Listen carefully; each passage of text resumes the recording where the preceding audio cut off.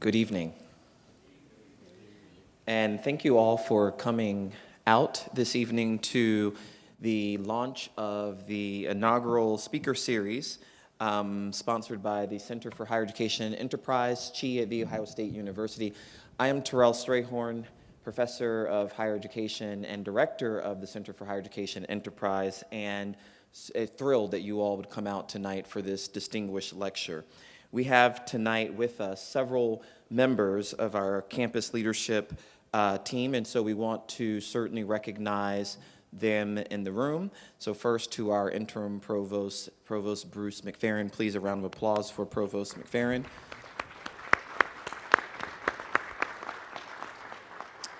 And while we were having reception, I tried to take note of all the vice provosts who are here. So we have with us Vice Provost Mike Bain. And we have with us our Vice Provost Randy Smith. And so just in case I didn't do a good job paying close attention, any other vice provosts or vice presidents in the room? Yes. K. Wolf is also in the room. Vice Provost K. Wolf, please stand or raise your hand. Any others in the room that we need to recognize? And certainly to our university President Michael Drake in his absence, and all of the other leaders of our campus, we thank them for their support of our lecture series. And to our guests this evening, thank you for making time to come out and to hear Dr. James Minor. Dr. James Minor was appointed by the Obama administration as Deputy Assistant Secretary for Higher Education Programs in the Office of Post-Secondary Education at the U.S. Department of Education. James was selected to provide overall leadership and administration for federal programs designed to expand access to higher education, strengthen institutional capacity, and to promote post-secondary innovation. He is responsible for administering and leveraging programs available for post-secondary institutions, such as the State College Access Challenge Grant, Gear Up, Title III, Title V, the Fund for the Improvement of Post-Secondary Education, known affectionately as FIPSE, and TRIO programs totaling nearly $3 billion annually. Currently, his office is responsible for more than $7.5 billion in active grants across the nation and U.S. territories. Prior to joining the U.S. Department of Education, Dr. Minor served as the Director of Higher Education Programs at the Southern Education Foundation in Atlanta, Georgia, while holding a faculty appointment at the Institute of Higher Education at the University of Georgia. He served previously as Associate Professor of Higher Education Policy at Michigan State University and Research Associate in the Pullias Center for Higher Education at the University of Southern California. A native of Detroit, Michigan, Dr. Minor earned a bachelor's degree in sociology from Jackson State University, a master's degree from the University of Nebraska-Lincoln, and a PhD from the University of Wisconsin-Madison in educational policy analysis and leadership. In 2010, he received the Distinguished Alumni Achievement Award from the University of Wisconsin-Madison School of Education. His scholarly work has focused on academic governance, higher education policy, and improving institutional performance. He's also recognized as a thought leader on minority-serving institutions, higher education policy development, as well as issues related to improving degree completion nationally. He has published numerous articles in journals such as the Review of Higher Education, Educational Researcher, Thought and Action, Academe, New Directions for Higher Education, and the American Educational Research Journal. Dr. Minor continues to take an active role in educational reform. He has worked with and spoken to many school, community, and civic organizations to inspire social and educational advancement.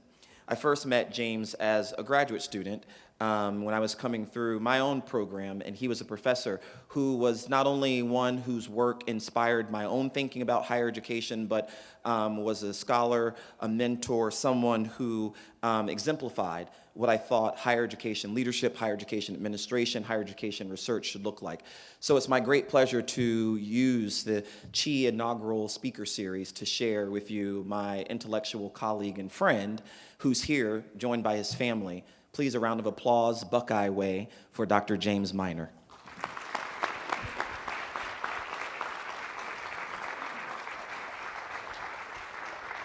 Thank you. Appreciate it. Well, good evening. How are you all doing? Good. I'm very, very happy to be here. Thank you, Dr. Strayhorn, for inviting me. Thank you to the Buckeye Nation. Very gracious introduction, and I hoped at some point he would leave out the Michigan State part. He didn't. Football season is over, so hopefully folks are okay with my being here. Just in case, though, I brought my folks with me who are sitting here in the front row. I want to acknowledge them. I'm so thankful my dad drove here from Detroit to be with me. My aunt and uncle who live in Columbus are here, so would you please give them a round of applause just for being here. Dr. Strayhorn, just sitting here during the introduction, I was reminded that my public speaking career began when I was 7 or 8. My dad, who was a longtime business owner in the city of Detroit, would take me to the Thursday luncheon group, which was a group of community business owners that would have a luncheon every Thursday, and they would all stand up, small business owners, and announce themselves and say a little bit about their business or their enterprise. And when it got to our table, the usual angst or nervousness that may overtake an individual who may not be prepared to speak publicly, my dad would nudge me and say, I want you to get up and I want you to introduce yourself and tell them who you are. And I would do it, and I just sitting here, I remember that and how influential that was, and who knew at 7 or 8 those experiences would lead to me being very comfortable on this stage tonight. So Dad, thank you, I appreciate it. So give him a round of applause.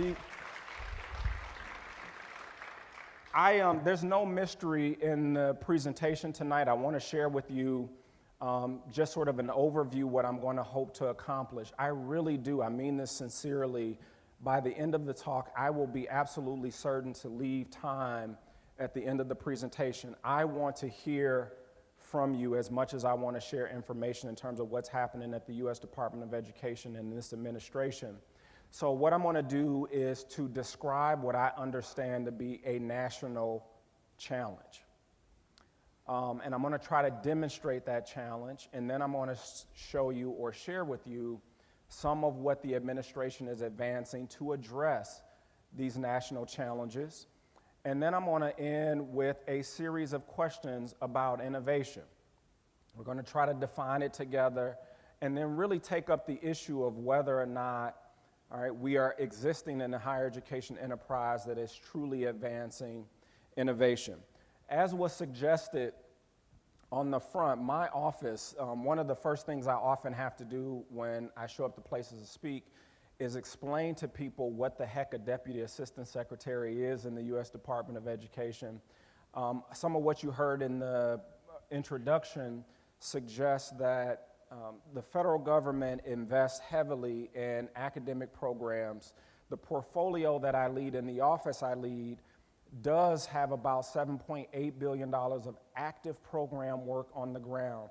And I like to talk about them in 3 really broad categories. If you think about what is comprised in this portfolio, the first is to broaden access nationally. We know for a fact that we have to expand access to post-secondary education. And so you see programs like Gear Up or TRIO programs that are intended to increase the participation rates of low-income and first-generation students who are interested and capable of going to college. The second is to strengthen institutional capacity. It is important that a number of students who do arrive on college campuses, we want to see them persist and to actually complete. And so there's also a bundle of programs that are designed to strengthen institutional capacity to serve students more effectively.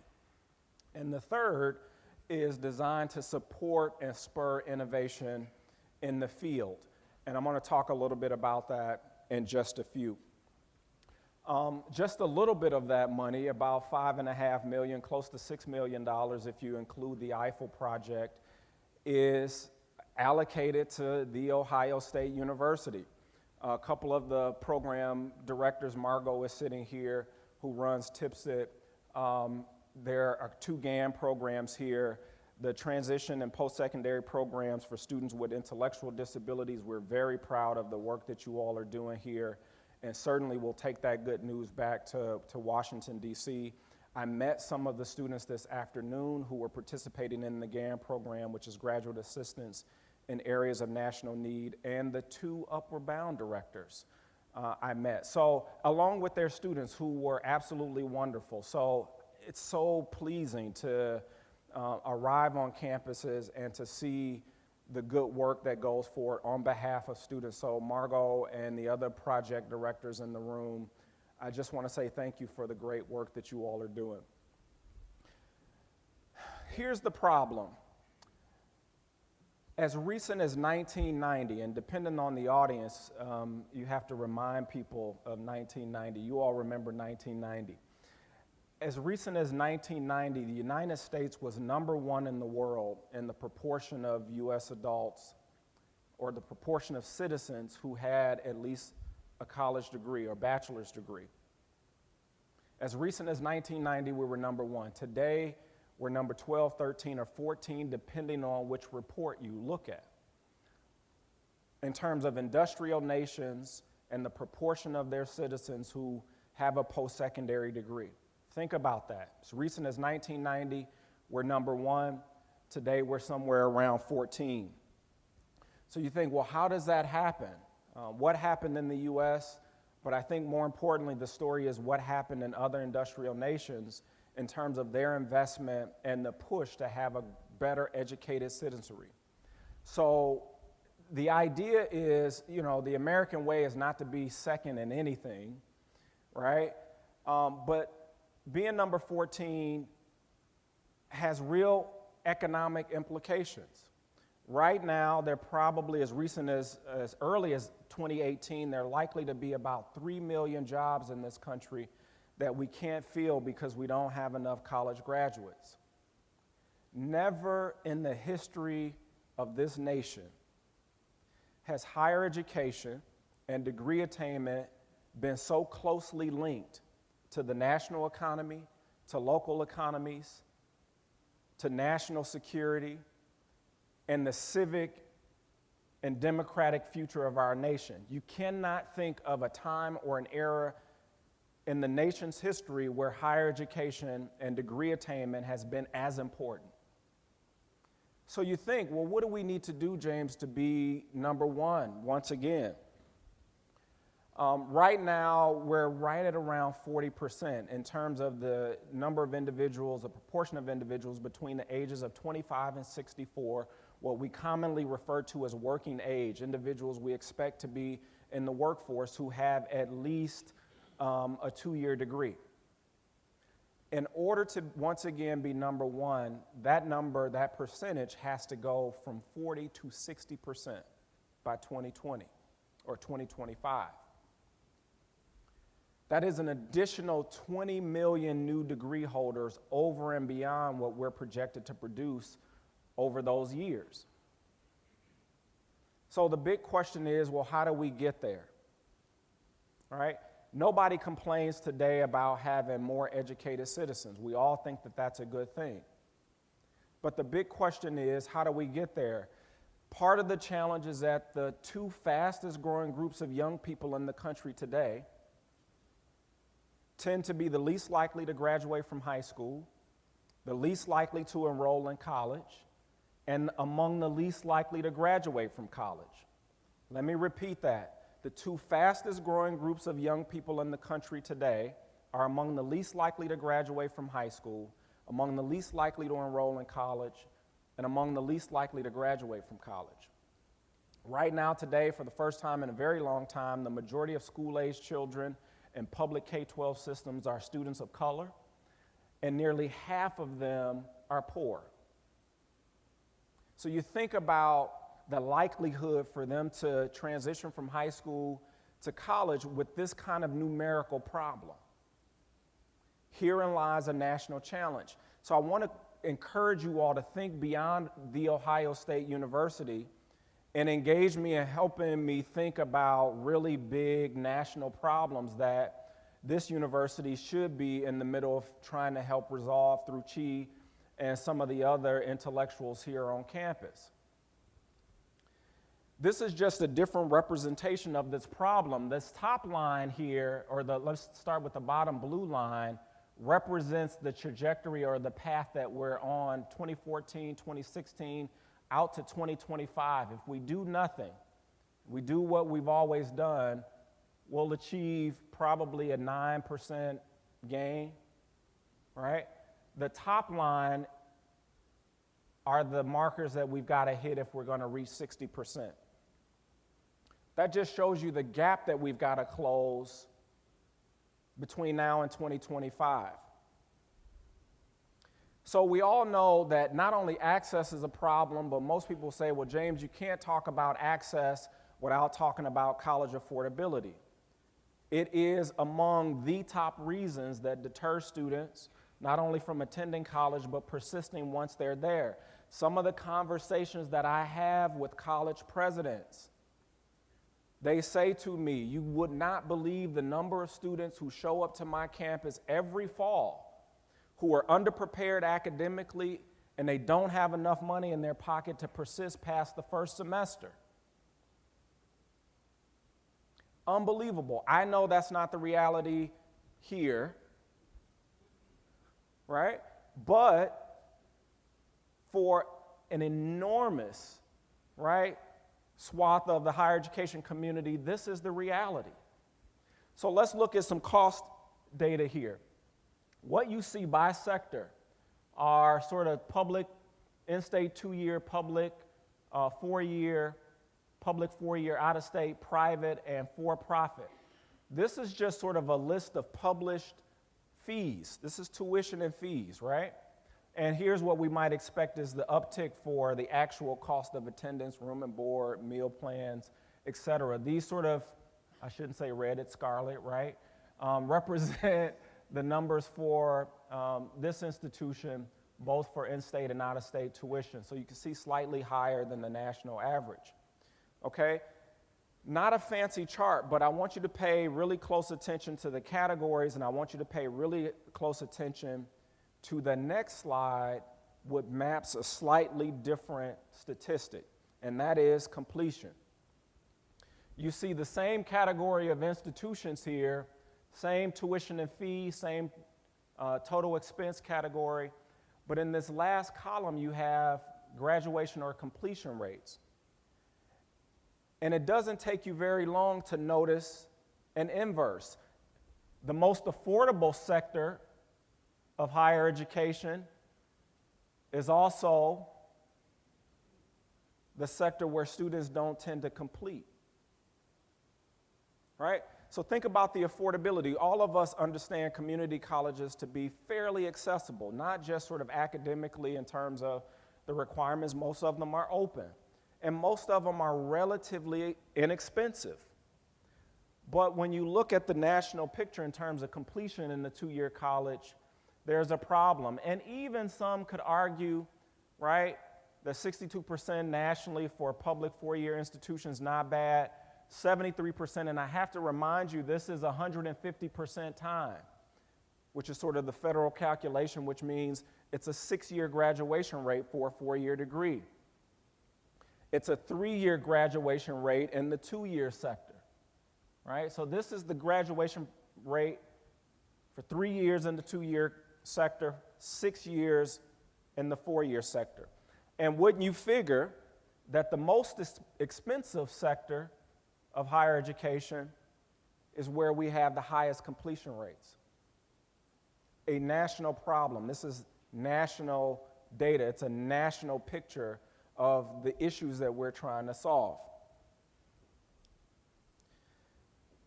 Another picture in the community college system. California, very large state, has a very large community college system, virtually seamless transfer and articulation between 2-year and 4-year campuses, and what I refer to as a virtually free community college system.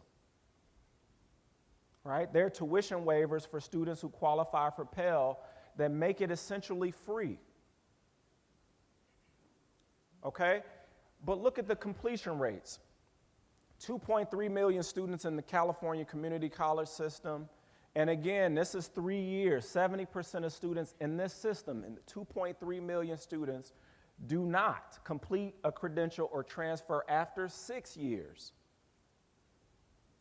75% of African Americans don't complete or transfer. 80% of Latino students in this community college system that is relatively accessible, affordable, do not complete or transfer. Right? Herein lies the challenge. Now, Columbus State. So I'm taking over/under for the local community college system here in Columbus. Who says Columbus State is doing better than California? Who says they're doing worse? How many takers for better? Come on, you're Ohioans. All right, some of you shy. How many claim that probably not as well? Interesting. So let's take a look. Columbus State enrolls approximately 24,000 students, but look at what these numbers look like for African American students. 96% of African American students do not complete in 3 years. There are some campuses that are not accessible to them. The ones that are accessible to them, they do not complete. 89% of Hispanic students do not complete. 79% of all full-time, first-time students do not complete or transfer after 3 years. It's a national problem, okay? Now, some of you may say, well, I saw the for-profit sector on this chart. But consider something. I catch a lot of flack about for-profit institutions and they're scamming students and why are they allowed to access federal student aid? When we look at the #1 producer of African American bachelor degree holders, this is a list of the top 10 producers. And who's at the top of the list? The University of Phoenix. Second on the list is Ashford University, which is also a proprietary online institution. The University of Phoenix main campus enrolls about 196,000 students with a graduation rate for African Americans about 12%. And still, far and away, they outpace any other institution in terms of the number of bachelor's degrees they provide for this population of students. We have this chart for every other demographic. I'm just showing you one. But let me also point out the huge disparity in men and women in terms of the actual numbers of degree holders. Now, you all know I travel the country a lot, and there's nowadays, Dr. Strayhorn, barely a campus that I can go to, and there's not a black male initiative on campus. I have not been to the University of Phoenix yet to ask whether or not they have a program. But what I'm trying to paint for you all is a national problem that we're working really hard to try and resolve in terms of dramatically improving degree completion for students. Georgia State University, many of you all, because of the Alliance, you know them well. They're sort of the darling of the day with predictive analytics, and the fact that they're enrolling very high percentage of low-income first-generation students, and they're completing and being retained quite successfully. A lot of good things happening at Georgia State, but this list is sort of indicative of how the landscape of higher education has changed. And say what you want about for-profit institutions, the thing that I share with traditional institutions is that something is happening there. In my former position at the Southern Education Foundation, which was in Atlanta, I've got 2 interns in my office. One is from Spelman College. The other one is from Morehouse. And they run into my office one day up in arms about a report that they read about the high debt burden that students who attend for-profit institutions leave with and the completion rates. And the young man from Morehouse College, I said to him, well, if I were 32 years old, I had 2 children and a mortgage, could I be a Morehouse man? Could I attend class Monday through Thursday, 8 to 3 o'clock?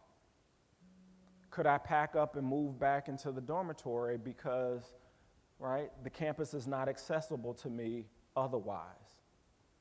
And so something is happening here as a major gaping hole in traditional institutions, especially what we know about the average age or the median age of students who are now transitioning to college, and the huge need as our workforce industries change for individuals to return back to campuses to continue their education.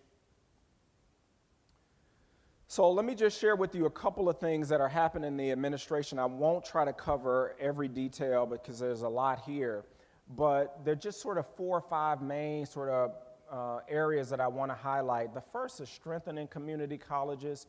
We've invested probably $200 million for the American Technical Training Fund to really make a better connection between community colleges and workforce training and moving students on to careers. Over $2 billion in just the last 4 years in the Trade Adjustment Assistance Program that, right, is designed solely to connect college and career for individuals who are in community college systems. Improving transparency and accountability. I don't want you to think of this as government accountability. Focus on the transparency part. What we know is that students don't always make what I refer to as optimal choices about college going. The students I met today, if you notice the questions that I asked them, Margot, was really about how did you arrive at that decision? And most of them wasn't particularly well informed. The transparency of most information about college going is not altogether discernible for a lot of students and families. The goal here is how do we make information about college going for a student who may have a parent or 2 or caring adult who has never been to a college campus. How do we provide better information about that student, not only technically about how to transition from high school to college, but also socially and culturally? What we know about high school guidance counseling is right now the national average is somewhere around 432 to 1. For every 430 students is probably 1 guidance counselor. Before I left Lansing, Michigan, because of cutbacks, we then had academic counselors who spent 2 days in one school, 3 days in another school. In states like California, the ratio is 1,000 to 1. And guidance counselors tell us loud and clear that their main focus is not college advising. It's really around course scheduling, problem resolution, and high school graduation requirements. So what we ask students, if you can't get good information about college going in your high school and you can't get good information about college going in your home, where does that information come from? So part of the transparency movement is how do we push information, right, that is digestible and consumable for students and their families about college going in a way that increases their likelihood. We've made a prior rule change. Most of you, if you're a student advisor and a financial aid, you know that we're working really hard to simplify the FAFSA. Part of the prior rule change is that we're now allowing families and students to use income tax returns from 2 years prior, so that the year that a student is completing the FAFSA, if their parents have not filed the tax return, they're not able to complete the form, which caused a lot of problems. We're now allowing individuals to go 2 years back, which will free up a lot of people to process their financial aid and FAFSA forms a lot faster. Creating a financial aid shopping sheet. We had a campaign that we sort of dubbed "Know, all right, before you owe." You would be surprised how many students sign up, even for student loans, who are not aware of sort of what the consequences are, what repayment options are, or sort of how much they actually need to borrow to finance their college education. One college president said it this way: students and families know more about buying a car, know more about financing a car than they do their education. All right, now think about that. Is that true? Right? That there's more consumer information, more consumer knowledge about purchasing a vehicle, an automobile, than there is, right, going to college, a decision that could change the entire trajectory of your life. The gainful employment regulations we have instituted and revised, and it's simply to make institutions more accountable, to make sure that the degrees that they're providing for students, the degrees for which students are borrowing money, actually lead to careers that leave them gainfully employed, right? Lots of accredited career colleges, students leave with high debt burdens and without real job prospects. The gainful employment regulations are designed to make them more accountable in terms of the quality of degrees and the utility of degrees that they're providing for students. Helping families afford college, I don't think most people understand. Since the president took office, we have invested for every student. The average amount or the maximum amount for Pell Awards has gone up $1,000. And I know that doesn't sound like much given what we talked about in terms of what it costs to go to college and tuition, but it's quite significant that we've tried to invest as much as we possibly can in preserving Pell. I want to share with you one of the things that I'm most excited about is what we're now referring to as pay as you earn. Just show of hands, how many people in this room took out a student loan when you were in college? Okay, some of you raised your hand very reluctantly, that's okay. Depending on where I am, some people wave it and say, yeah, and I'm still paying, and they're not happy about it. When you took out a student loan, you graduated, a few months later, you got a letter in the mail that says, hey, congratulations, you've graduated. We now expect you to start repaying your federal student loan. And whether or not it was your first job out of college, whether or not you were making money, whether or not you were gainfully employed, we didn't matter. We amortized your federal student loan and said, here's your payment for the next 20 or 25 years. This new regulation or modification to the federal student loan program, pay as you earn, is very simple, right? And I want you all to hear me clearly, because I want you to think about the number of students who will be affected by this policy change. The goal is simple. We want to cap every federal student loan borrower's repayment plan. We want to cap it at 10% of their disposable income, right? So you're no longer, the more you make, the more you pay back over time, right? We would expect individuals who are 10 years out after graduating to earn more money, and we want the repayment plan, right, to sort of match what an individual's income is. We think this will have huge implications for the number of individuals who are close to defaulting on their federal student loans, which have lots of other financial implications that follow you for a long time, right? We also think it will make a lot of people less averse to borrowing money. So the goal is clear. We want every student borrower, federal student loan borrower, to have a reasonable repayment option for their federal student loan. And in most cases, we don't want it to be more than 10% of your disposable income. We've worked really hard to keep student interest loans rate or interest rates for federal student loans low. The other thing I always like to mention is the public service loan forgiveness program. Sometimes when I'm talking to students, we go, I didn't know you all had a public service loan forgiveness program. What is that? For individuals who take out federal student loans and they enter a career in public service, teacher, firefighter, police officer, civil servant. If you go to the Federal Student Aid's website, there is a list of occupations that qualify for public service loan forgiveness. It requires students to service their loan for 10 years, 120 payments, and after which the balance of the loan is forgiven. people go, wow, I didn't know the federal government was doing that. We didn't know the department was doing that. Surprised at how many people are eligible that don't take advantage of that program. It's all part of the push to make college much more affordable.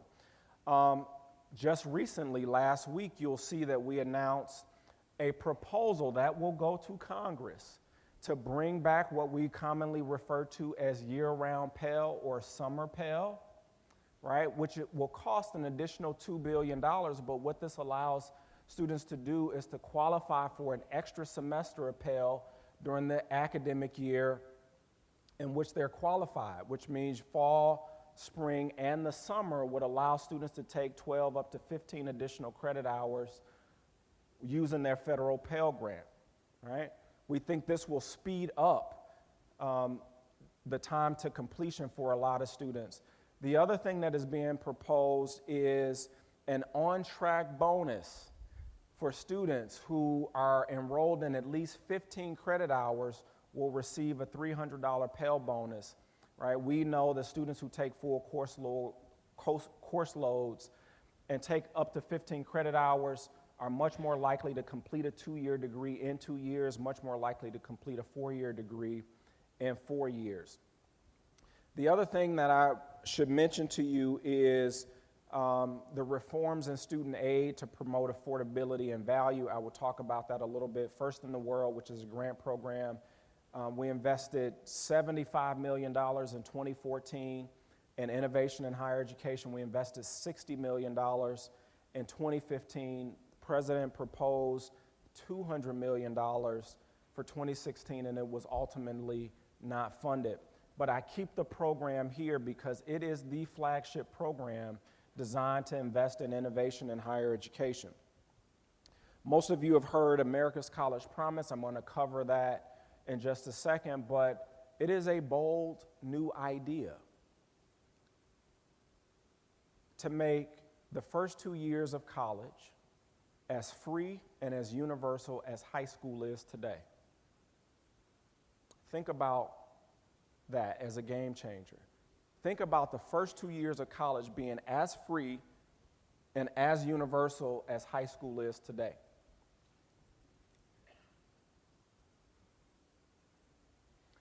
So here are a couple of things in the transparency world. Most of you may have noticed the college scorecard debut late last year. And think of it as another tool to provide consumer information about college going to students, right? It was released in September 2015, and it essentially provides, in a very consumer-friendly way, basic information and comprehensible data and comparable data about colleges, right?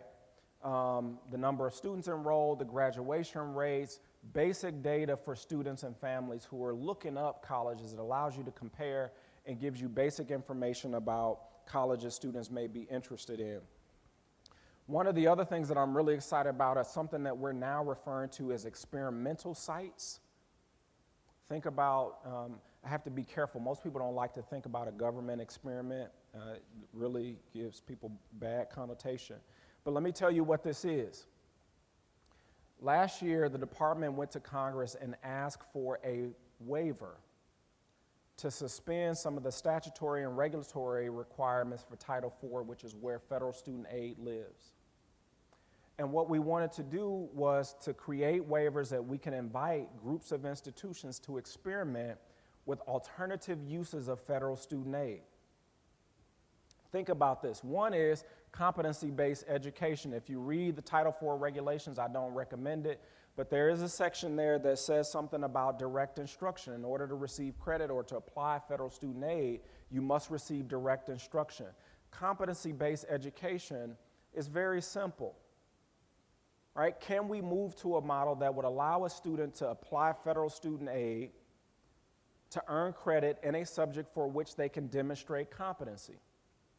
If you show up in the class and you can demonstrate competency on week 1, should you have to sit there through week 14, 15, or 16 in order to earn credit? True story. I told it earlier today. I've got a 51-year-old cousin who's a first-year student at West Virginia.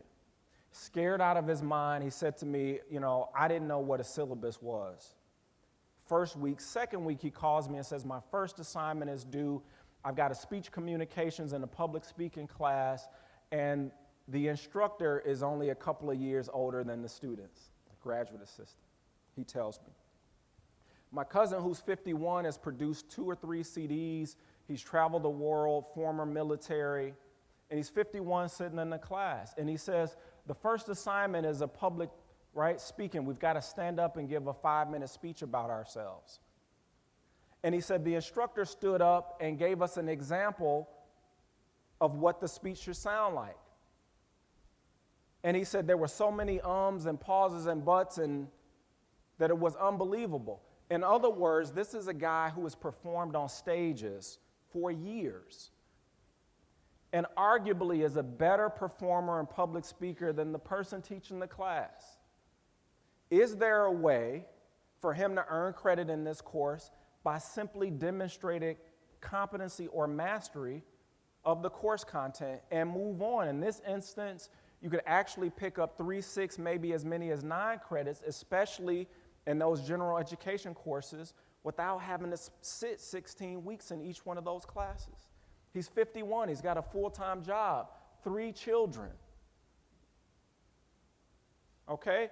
The list of universities here, one of them you probably, folks at Ohio State don't want to see, but these are the institutions now participating in this experiment. And all of these, the U.S. Department of Education will study to examine the effectiveness of this alternative use of federal student aid. The other is prior learning assessment. We know that not every student who comes to college is 17, 18, right out of high school. Most of them have worked, had careers, served in the military, done lots of other things. The big question is whether or not institutions are capable of addressing and assessing prior learning, right? And are there metrics and ways systematically to assess prior student learning? Now, we know that there are some campuses who are currently doing this. The challenge is that the onus of preparing the materials and paying to take the assessment really lies on the student. This experiment says that students are able to use federal student aid to not only prepare for the assessment, but also to prepare to take the assessment, that you can apply federal student aid to take prior learning, and that if you're passing the assessment, you're able to receive credit for prior learning. Just another experiment that we're rolling out.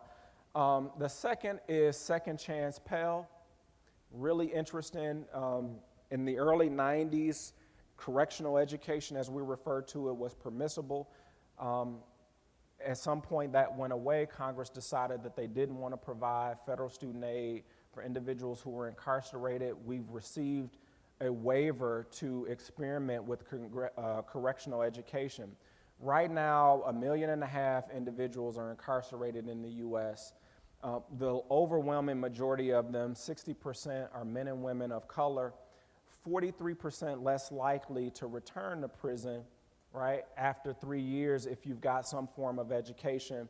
And in one area where the evidence is overwhelming, for every dollar spent on correctional education, the return is $5 over 3 years because folks are not coming back to prison. There are a band of campuses in the U.S. that are located geographically next to correctional facilities and providing correctional education in those facilities already. The big difference here is whether or not we allow individuals to utilize federal student aid for correctional education. The one caveat or the qualifier that I have to offer here, we went back and we looked at the percentage of individuals when this was permissible, the percentage of individuals who were taking advantage of it. We learned very quickly when we rolled this out, a lot of people went, oh my goodness, we're providing taxpayer dollars, and right, what does this mean for students who didn't commit a crime? The fraction of individuals taking part in this program is extremely low. It's less than 1%. Less than 1% of all Pell recipients would qualify or would be in this program. So it is not as if we've got a tidal wave of individuals who are now, right, supplementing or taking funds away from students. I always want to make that clear. America's College Promise, this bill was introduced in 2015 by Senator Tammy Baldwin out of Wisconsin and Representative Bobby Scott out of Virginia. It is a bill that has been introduced that would make college tuition free for the first 2 years. This is an actual bill. We asked in 2016 Congress for $60 billion over 10 years to do this. The bill was since revised to include the first 2 years or the last 2 years at minority serving institutions, to include HBCUs and Hispanic serving institutions. I want you to think about this. This bill requires states to maintain effort. We call it maintenance of effort, meaning that you couldn't qualify for the program as a state of Ohio and then divest in public higher education. So you had to maintain a maintenance of effort requirement. Again, it's been expanded to include some four-year institutions. It requires students to make adequate progress to have at least a 2.5 or higher. The big issue here that I think most people misunderstand about this is that it is a first dollar program, meaning that individuals who still qualify for federal student aid could use that aid to pay for transportation, books, housing, other education-related expenses.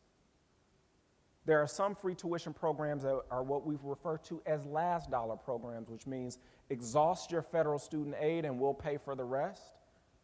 The bill that has been introduced is a first dollar program, which would free students up to use their federal student aid for other education-related expenses. This, I think, we're starting to see a lot of movement on the ground. Tennessee, as you know, is probably most famous for this, but we're starting to see other local governments and communities come together and say, we want to provide free tuition for our students. And this happens, right, on both sides of the political aisle. I think most of us understand that affordability is a really big hurdle for students, and communities are coming together. It's interesting, the last time I was in Michigan, there is the expectation or movement on the ground for a Detroit college promise that will make the first 2 years of college free for every high school student in Detroit, which is pretty exciting. Reach higher, a lot of what I just covered is policy. The First Lady has been wonderful in terms of her push and focus on encouraging young people to pursue their education to reach higher. We recognize that we won't be able to legislate our way out of this. We won't be able to, right, put up the money to pay for every program across the nation. Some of what needs to happen is just in the same way that socially we have the expectation that students will complete high school, we have to have the expectation for young people that they should complete college or pursue their education beyond high school. The First Lady's Reach Higher campaign focuses on sort of summer learning, test preparation, academic advising, things that we know are important for students. I think just last year, the year before, we've always had the Teacher of the Year show up in the Rose Garden. Because of the First Lady's efforts, for the first time, just a couple of years ago, we had the first Counselor of the Year to highlight guidance counselors who are working really hard to help students get to college. So for those of you who are not familiar with the initiative, I encourage you to take a look. Just last year, we had College Signing Day, which was at Wayne State University. If you could imagine a college gymnasium filled with 3,000 high school students completely geeked about going to college, it was probably one of the best days at work. The First Lady shows up and really speaks to these students as a college student herself who was trying to figure out sort of what it meant to go to college and be on campus and make it and believe that you're good enough to be on that college campus. So if you're not familiar with this initiative, it really is the social and cultural push to encourage college-going behavior among young people, which I also think is important. Now on to the innovation portion of this. And my conversation about innovation in higher education is based on a single premise. Based on a single premise. It is numerically impossible for America to once again be first in the world by simply teaching and learning the same way we have for the last 50 years and without dramatically improving outcomes for low-income and first-generation students. If I had a mic to drop, right? That might be the place. Numerically, it is impossible. If we continue teaching and learning and offering degree programs the same way we have for the last 50 years, and unless we become really serious about dramatically improving outcomes for low-income and first-generation students, we've got no chance of being first in the world. So this is where, or how I focus the conversations on innovation. Now, in other venues, I'm up for debating this premise. But if you ask me where we need to focus our attention nationally, not what's best for your campus, not what's best for, right, your personal interests, but my colleagues and I are concerned about how to move the country forward. Not privileging some institutions is really about giving students a real opportunity to change their lives and make a valuable contribution to this country by earning a college degree. Okay? The disparities are real. So what do we mean here by innovation? This is the portion now. I'm going to ask more questions than I am going to deliver information. What I hope I've done up until this point is provided you sufficient information to convince you that we've got a national problem or challenge. I've shared with you a little bit about what the federal government is doing in this administration to address some of these challenges, and now the questions about how to go forward. What do we really mean by innovation in higher education? It's interesting, we run a program, the First in the World grant program we run in the department is focused on innovation, and somewhere in the RFP it says, you know, the idea's got to be innovative. And we had some very tough conversations about what constitutes innovation in higher education. All right? How really different is teaching and learning? How many ways can you advise a student and how, right? And here's what's interesting, in reading some of the proofs, we would have people in the room that said, we did that 30 years ago. It's really not that innovative. So here are a couple of definitions that I work from, right? Think about this institutionally. Change, alteration, right? Revolution, upheaval, I like. Transformation, metamorphosis, or breakthrough. Think about what that means in the context of university behavior, system-wide behavior. What's upheaval? Faculty strike, walk out, sick out, which is what's happening in Detroit. What constitutes a metamorphosis? Transformation. It's another definition, quite simple, a new idea. It's interesting. A more effective device or process. It's a basic, these are the definitions I use as a litmus test, right? Is this really innovative? Here's my favorite. Innovation is a derivative of rigorous testing and experimentation. Now, using these definitions, just really quickly, what comes to mind as truly innovative? What's happening in higher education that's truly innovative applying these definitions?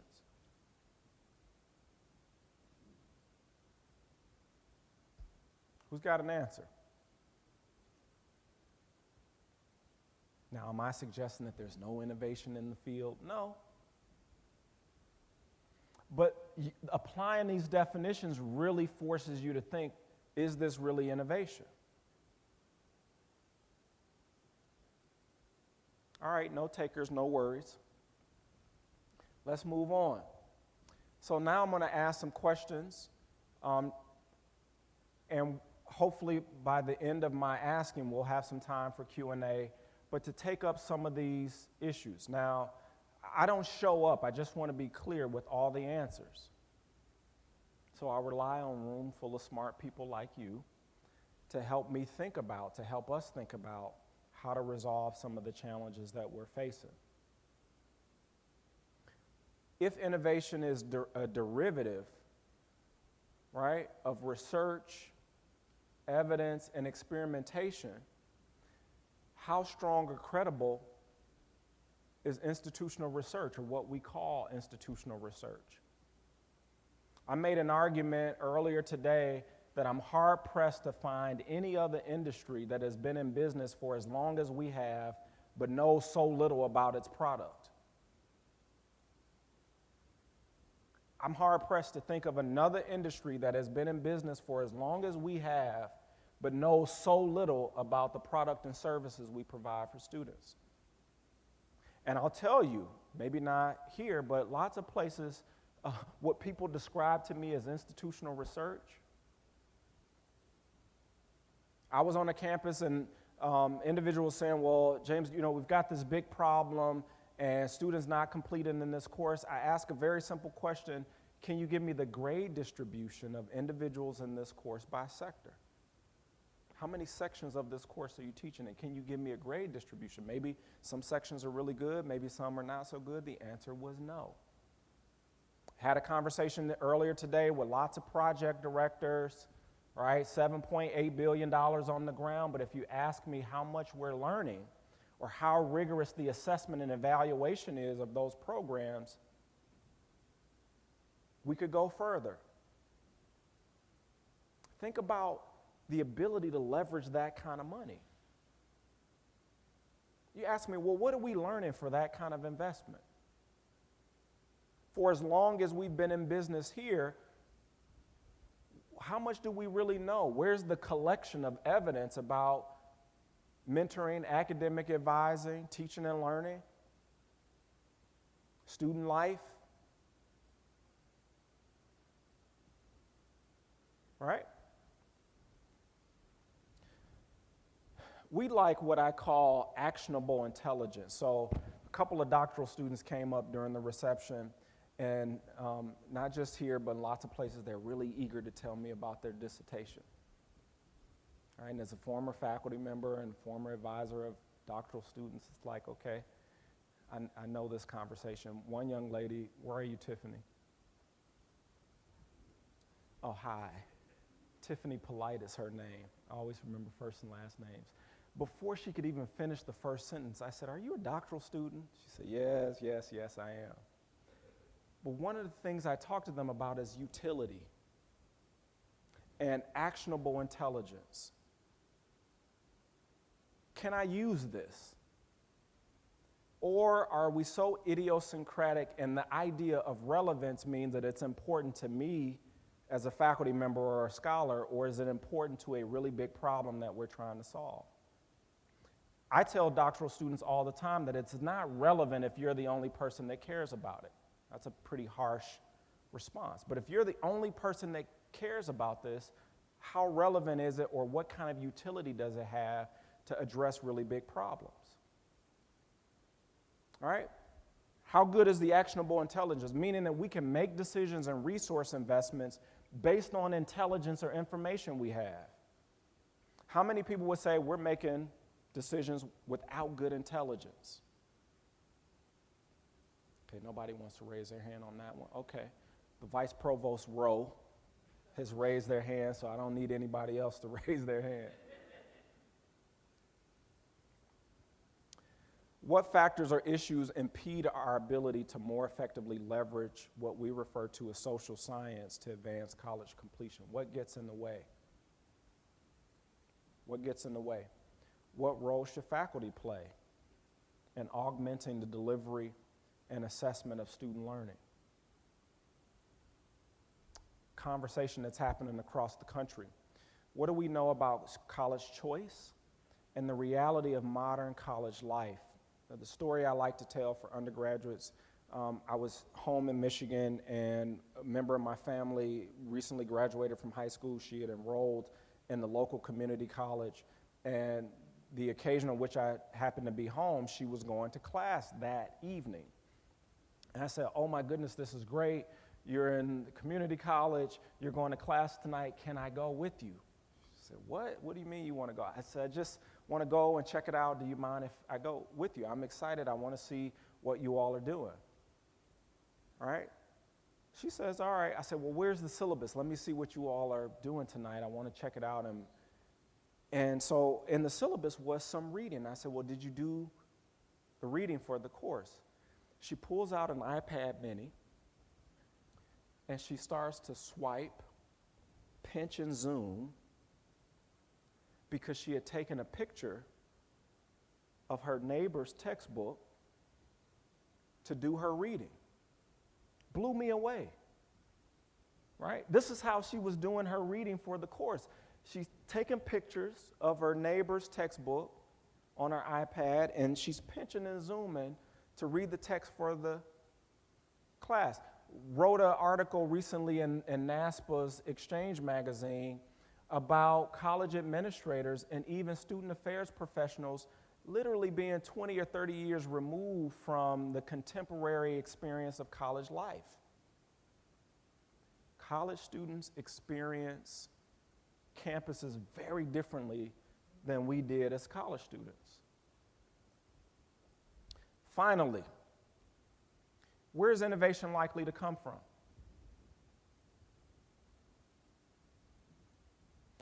One interesting story I like to tell, I love Khan Academy. Guy's not an educator. And if you ask me, the people who show up to the Department of Education and to the White House with big ideas about innovation,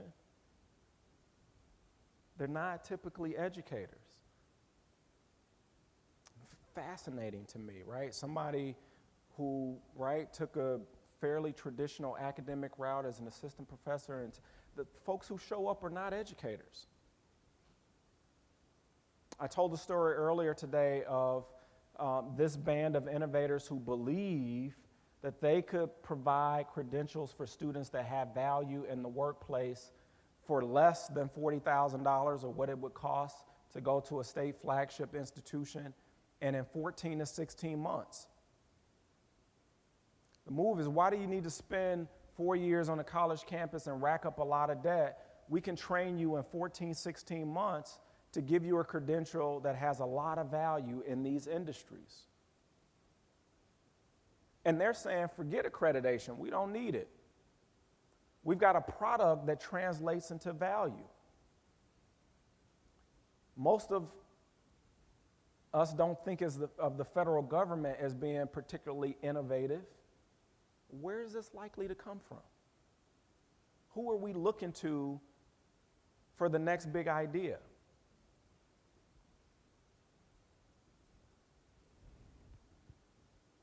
Here's my favorite.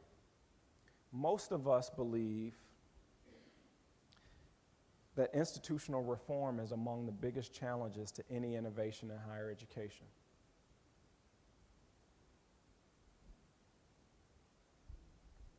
Here's one of my favorite quotes. University president says to me, James, I've had no problem getting people to agree with the ambitious goal of enrolling more diverse students or graduating a higher percentage of those enrolled. The biggest problem I have is getting people to decide what we will give up or change in order to accomplish the goal. Let me tell you, institutional behavior is among the biggest quagmires we, right, have to figure out. And even on college campuses and in the campus context, what leads to institutional transformation or reform? We had a good conversation about that this afternoon. Likely takes a really long time. But I think we're at a place in higher education where we don't have 20 years to figure out how to turn this corner. Especially if we're going to complain about other newcomers in the higher education space. If it takes us 20 years to figure it out, you should rest assured that there will be new players. So I am interested in these issues. We're advancing these as policy initiatives, also pushing campuses really hard to develop better intelligence that informs the big questions in higher education. And let me conclude by saying this. I'm not interested in big data, more rigorous data, better assessment, because I'm a data geek. At the end of every service or course, student orientation we provide, there is a real young person on the other end of that service counting on us to know what we're doing.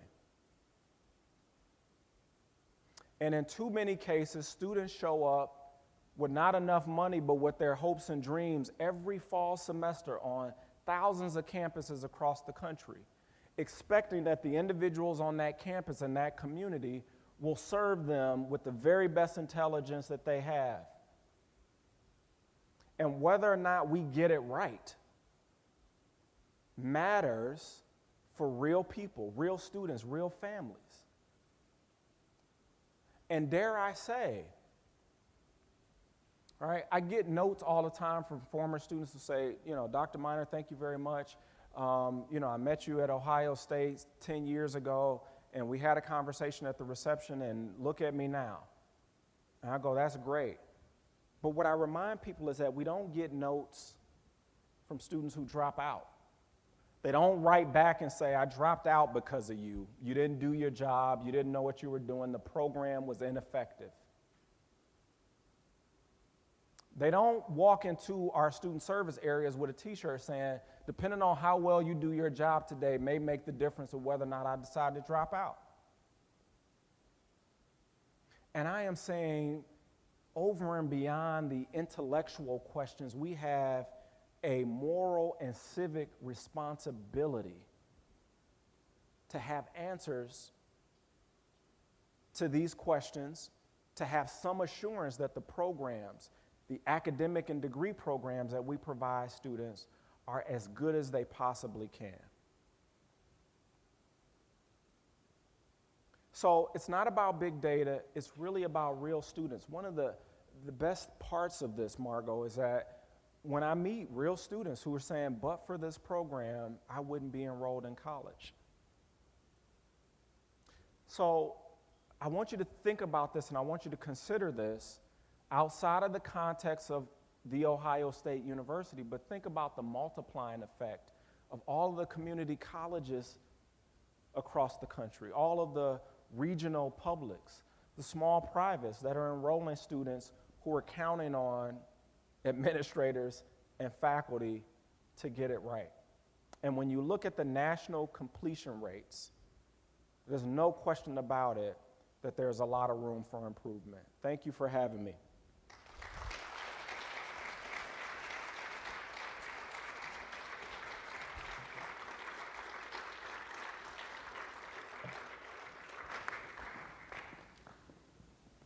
I see a couple of microphones. Yes. Questions, comments?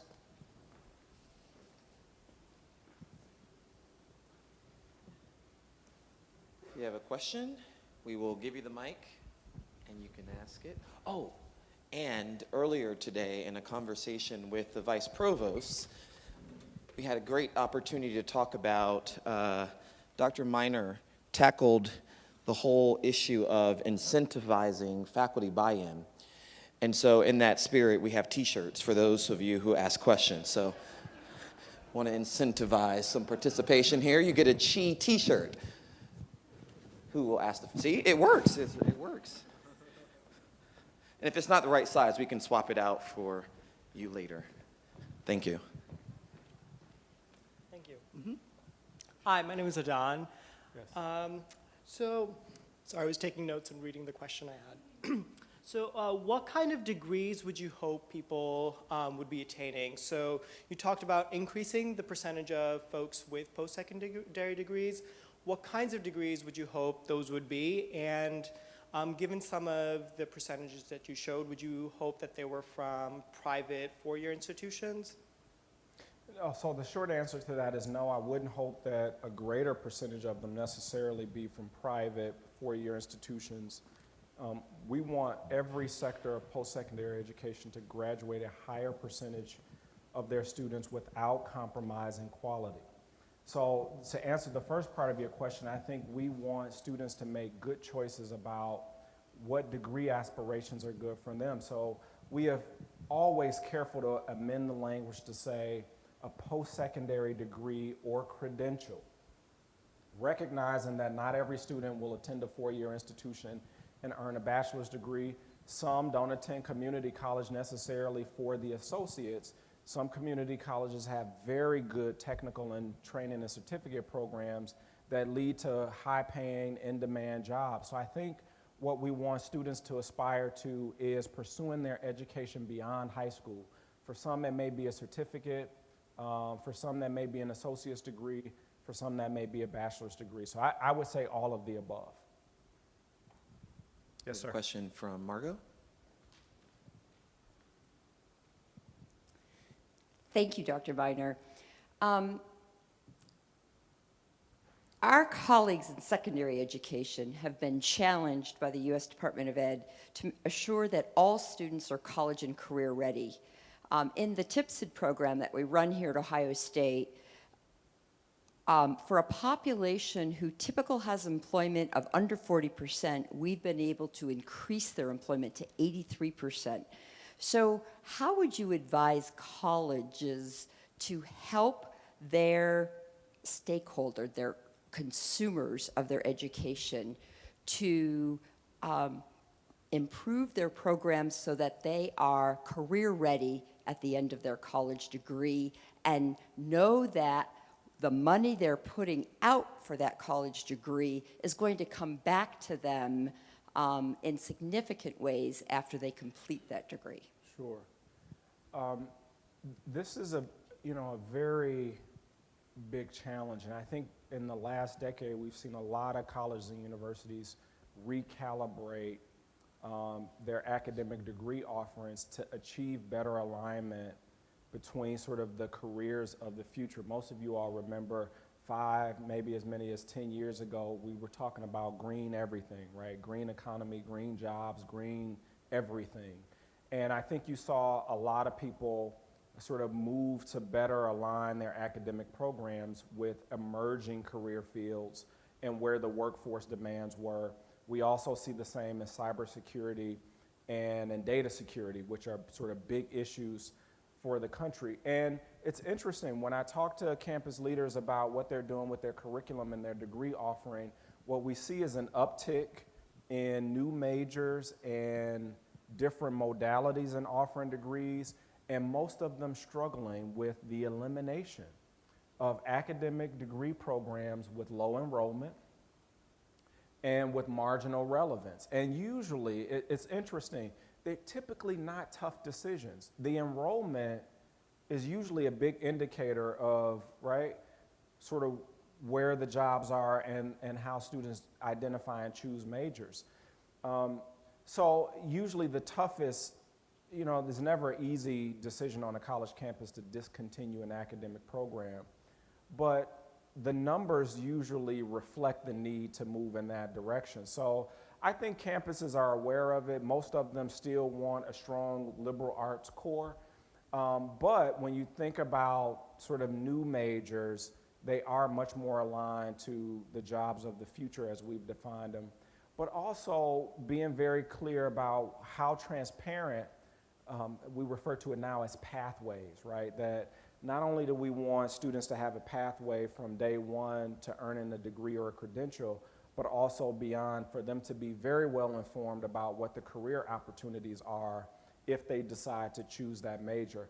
And I think at least the discourse around those issues is much more lively than it has been in the last decade. And I think a lot of students who are now trying to measure the average earnings of their graduates, right, as a metric, are now much more conscious about how well aligned their academic programs are to careers.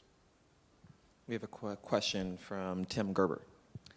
Dr. Miner, thank you for being here. I've enjoyed your presentation and particularly your command of the issues. They're pretty dire. I also think it's cool that your dad came down to watch you work. That's great.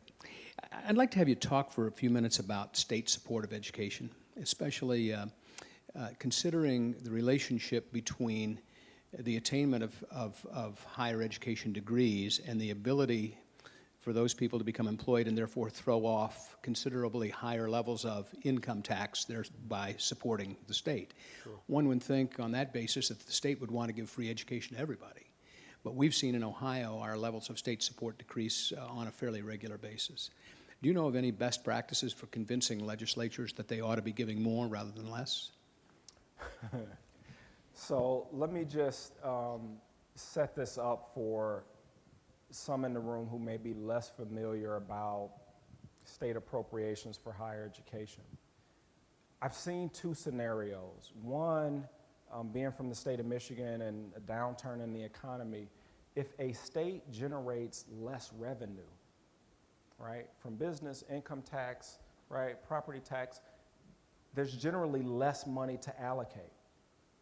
And there was a study by our colleagues at Vanderbilt and the University of Georgia who tried to predict in down years in state economies what was more likely to be cut, what was more likely to be sustained, and almost overwhelmingly it was found that higher education is more likely than not to be cut in down revenue years.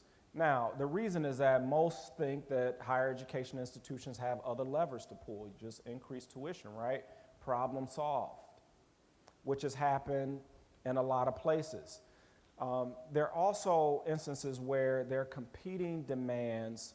Any state that you go to and there's a conversation about higher education funding, the very next place I look is what the conversation is in the K-12 sector is usually as dire or more dire. I think most people think that investment in higher education is generally a good investment. But if you think about what the perception is in terms of sectors, that state agencies are responsible for funding, that if there's a cut to be made, it could be sustained, it's usually in the university system. The biggest influence on state legislators about appropriations to higher education has really been tied to outcomes and productivity in the workforce. It's unreal. But I don't think that that has been the narrative, and quite honestly, there are few states that can produce the labor and outcome statistics that would make the case that for every dollar invested in public higher education, here's the return. So, you know, I think that has been the most salient argument across states is for people to really be able to put hard data on the table to say, an investment here, here's what we're likely to return, and here's what it means for the economy of the state. I just don't think we've made those arguments very well from state to state, and only recently are we able to sort of aggregate and provide that kind of data. And still, depending on state revenue and what the budget is, it's a political conversation. Can I say that? I live and work in Washington, D.C.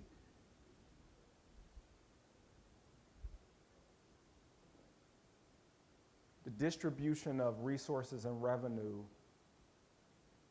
is a political activity, right? It just is. And so trying to make perfect sense of it without accounting for the politics of deciding how resources are distributed, it's a big part of it. So there are competing demands. In some cases, state revenue is down, which leads to cuts across the board. I can't tell you how many places where institutions are grappling about how to cut their budget by 9, 12, 15% in some cases, and what they're going to have to give back to the state because of budget shortfalls. So it is a challenge, and it has forced institutions to think about alternative revenue streams because the state appropriation is so inconsistent and unreliable. And it's just a challenge that every state institution has to contend with. We have another question.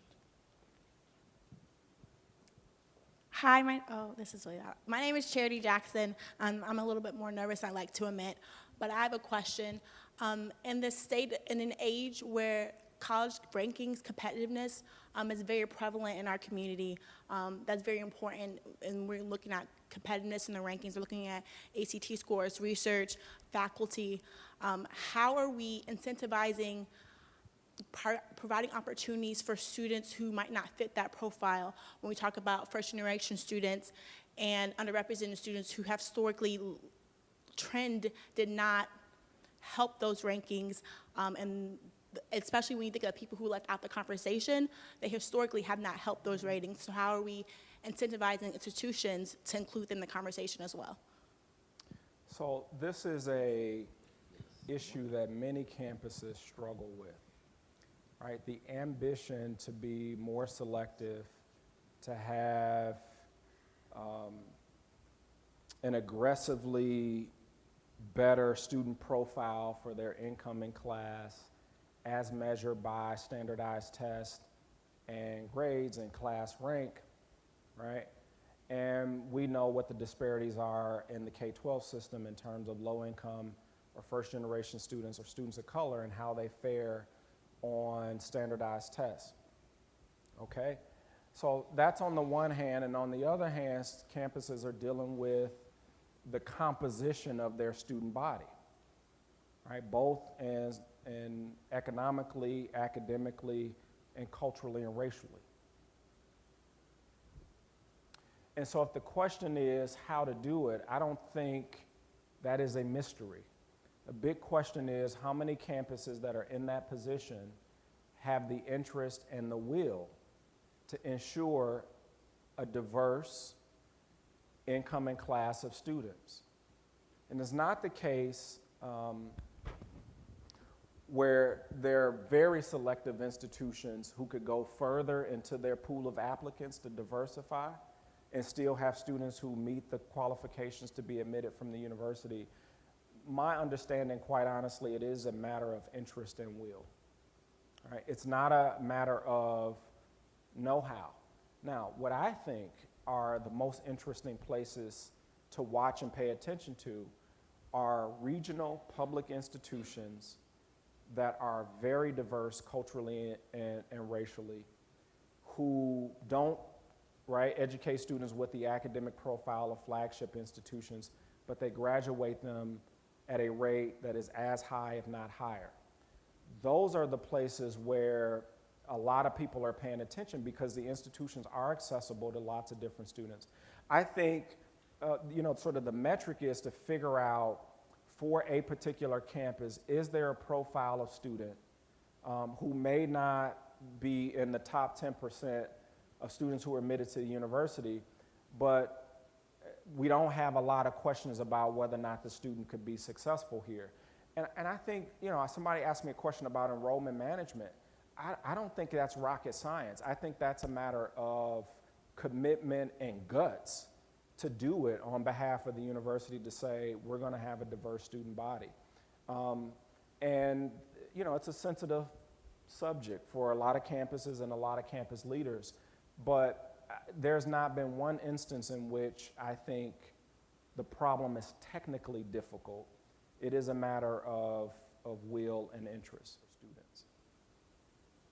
So Terrell is out of t-shirts. That means that there are no more questions. No more questions. Please, a round of applause you all for so much. Dr. James Minor. Thank you.